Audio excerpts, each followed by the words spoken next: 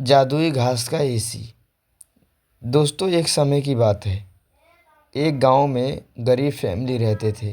कैसे भी कर कर के अपना गुजर बसर करते। बेटा, आज हमें ये रात को सारा काम खत्म करना होगा। कल ये सारा ऑर्डर का सामान जाएगा। माँ, मैं तो कोशिश कर ही रहा था लेकिन घास ही खत्म हो गई।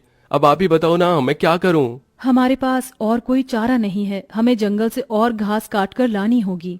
इस समय जंगल में जाने का फायदा नहीं है। कभी भी कुछ भी हो सकता है। जंगली जानवर रात के समय ही बाहर निकलते हैं। अजय बिल्कुल सही कह रहा है बहू। अरे माँ जी, हम दो लोग अगर जाएंगे तो कोई जानवर पास नहीं आएगा, और फिर इतनी जल्दी कोई जानवर हमला नहीं करता। हमें ये ऑर्डर कल देना है। आप ये भी तो सोचिए। लेकिन बहू।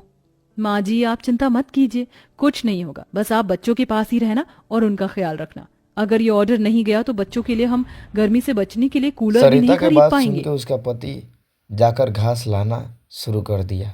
जंगल में वो लोग आधी रात को जाते थे और ऑर्डर कल देना था, इसलिए वो लोग जंगल में निकल गए और घास काटने लगे। भाविका, जरा से भी हलचल हुई तो मुझे बता देना। कभी भी कुछ भी हो सकता है। ठीक है जी, मैं आपको बता अजय दूंगी। और सरिता घास काट रहे होते हैं।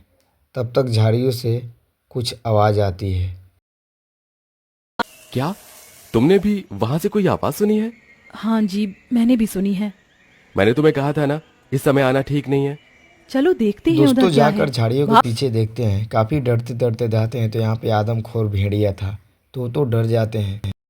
भाविका, भागो यहाँ से। यहाँ पर तो बहुत खतरनाक जान भेड़िया बचा के है। भागने लगते हैं, फिर भी पीछा करते रहता है। अजी, अब हम लोग क्या करें? कहीं भेड़िए ने हमें खा लिया तो? रुकना मत, बस भागती जाओ। भागते भागते वो दोनों जंगल से किसी तरह बाहर निकल आते हैं और भेड़िया उनका पीछा छोड़ देता है। जान बची तो लाखों पाए। लौट के बुद्धू घर को आए। रास्ते में चलते हुए आधी रात के समय उन्हें गांव के एक कूड़े के ढेर के पास एसी पड़ा हुआ नजर आता है। अरे देखो जी, यहाँ पर एसी पड़ा है। अरे पता नहीं किसका होगा। चलो यहाँ से चलते हैं। मुझे लगता है किसी ने ऐसे ही डाल दिया होगा। मैं तो कहती हूँ इसे लेकर चलते हैं। भाविका अजय को एसी ले जाने के लिए मना लेती है, जिसके बाद वो दोनों उस एसी को घर ले आते हैं। तुम दोनों तो घास लेने गए थे, ये क्या लेकर आ गए हो? ये हमें रास्ते में पड़ा मिला। जब हम कूलर पंखे बना लेते हैं तो एसी भी बना सकते हैं। इस खराब एसी को छोड़ो और ये बताओ, क्या तुम घास लेकर आई हो? सरिता के ये बोलने के बाद जंगल की दुर्घटना के बारे में दोनों बताते हैं, जिसे सुनकर सरिता हैरान रह जाती है। अच्छा, इसका मतलब बहुत बड़ी मुसीबत से बचकर आए हो तुम दोनों, और साथ में ये कचरा उठाकर ले आए।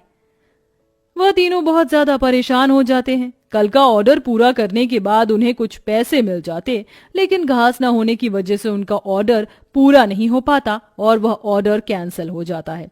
अगले दिन उनके टूटे फूटे घर के अंदर धूप की किरणें आने लगती हैं, जिससे बहुत ज्यादा गर्मी हो जाती है। हे भगवान, कितनी गर्मी लग रही है। घर में पंखा भी नहीं चल रहा है। मुझे भी बहुत गर्मी लग रही है। पिताजी पिताजी, हमें बहुत गर्मी लग रही है। हमारे घर में एक पंखा भी ठीक से नहीं चलता। बेटा, थोड़ा सा सब्र रखो। कुछ दिनों में मेरे पैसे मुझे मिल जाएंगे तो मैं घर के अंदर एक अच्छा सा पंखा लगवा दूंगा। हमारा वो ऑर्डर तो कैंसिल हो गया, लेकिन सुबह में घास ले आई थी मैं। चलिए गांव वालों के कूलर और पंखे में घास लगा देते हैं, उससे कुछ तो पैसे आएंगे। हाँ, तुमने सही कहा। भाविका और अजय दोनों मिलकर पुराने कूलरों के अंदर घास लगा रहे होते हैं और यहाँ घर में राजू दिशा गर्मी से परेशान हो रहे होते हैं। काश कि हमारे घर में भी कोई एसी होता। तभी दिशा की नजर उसके पिता के लाए हुए एसी के ऊपर पड़ती है। अरे राजू, जरा इसे देखो। लगता है पिताजी हमारे लिए एसी लेकर आए हैं, पर उन्होंने ये एसी अभी तक क्यों नहीं लगाया? क्योंकि ये एसी खराब है, बस इसीलिए। कल रात तुम्हारे माता पिता को यह कूड़े करकट में मिला था। ये सुनने के बाद राजू इस बात से तो खुश होता है कि उसके पिताजी पुराना ही सही, कम से कम एक एसी तो घर पर लेकर आए। कुछ देर बाद वह अपने दोस्तों के पास खेलने चला जाता है। ढोलू ढोलू, कहाँ हो तुम? चलो खेलते हैं। आज मैं नहीं आ सकता, बहुत गर्मी है, और इतनी गर्मी में मेरा मन नहीं कर रहा है आने का, क्योंकि मेरे घर के अंदर एसी लगा हुआ है। मैं उसकी ठंडी हवा में ही बैठना चाहता हूँ। क्या कहा? तुम्हारे घर के अंदर भी एसी है? हाँ, और हमारा एसी बहुत अच्छा चलता है। बहुत ठंडा कर देता है घर को। राजू यह सुनकर बहुत खुश होता है। वह वापस अपने घर पर आता है और अपने पिता से कहता है, पिताजी पिताजी मेरे लिए एसी ठीक कर दीजिए, बहुत गर्मी होती है घर के अंदर, मेरे सभी दोस्तों के पास एसी है। राजू बेटा, मैं एसी ठीक करने वाला नहीं हूँ।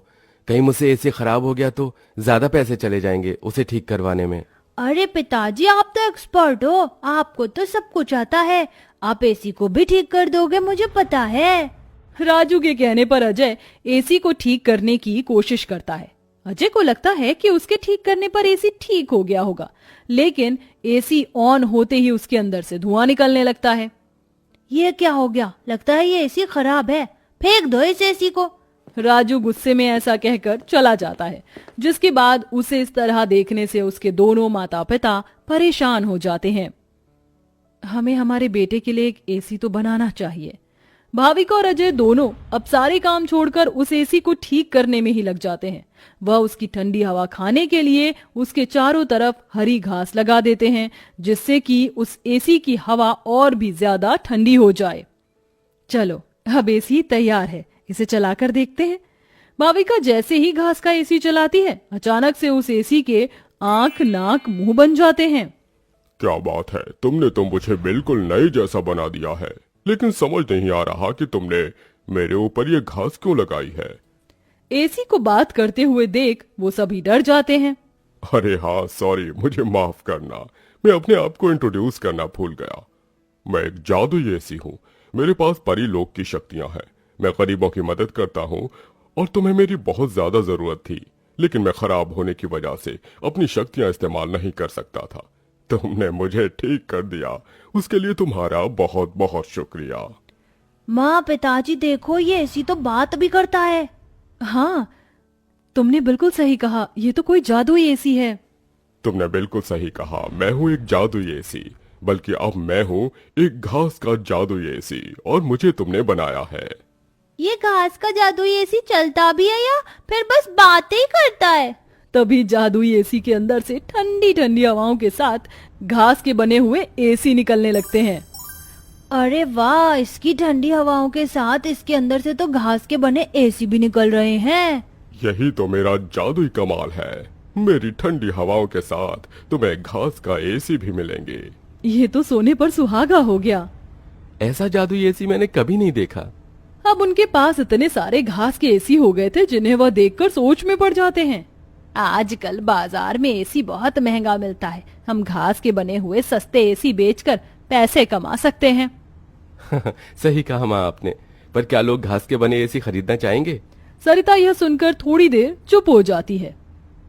हमें पहले एसी बेचकर देखना चाहिए।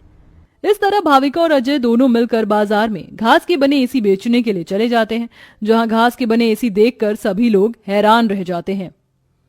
एसी तो बहुत देखे, लेकिन ऐसा एसी नहीं देखा, ये तो बहुत अलग है। घास से बने एसी मैं भी खरीदना चाहूंगी। कितने का है एक? ज्यादा नहीं, मात्र 1000 रुपए का है। आजकल एसी 30-40 हजार तक मिलते हैं और तुम इतने सस्ते में बिल्कुल कौड़ियों के भाव बेच रहे हो। चलो मुझे एक दे दो। कोमोलिका के खरीदने के बाद वहां और भी लोग उन दोनों से एसी खरीदते हैं। इसी के चलते उनकी अच्छी खासी बिक्री हो जाती है और सारे एसी बिक जाते हैं। आज का ये आखिरी एसी बचा है, इसे मैं अपने घर में लगाऊंगा।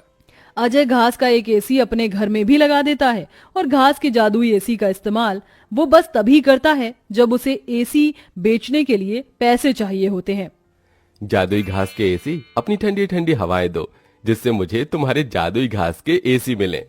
अजय के इतना बोलते ही जादुई घास के एसी के अंदर से ठंडी ठंडी हवाओं के साथ घास के बने एसी निकल आते हैं। इस तरह धीरे धीरे अजय अपना घास के बने एसी का बहुत बड़ा बिजनेस खोल लेता है और धीरे धीरे उसकी सारी परेशानियां खत्म हो जाती हैं। अब वह गरीब परिवार खुशी खुशी रहने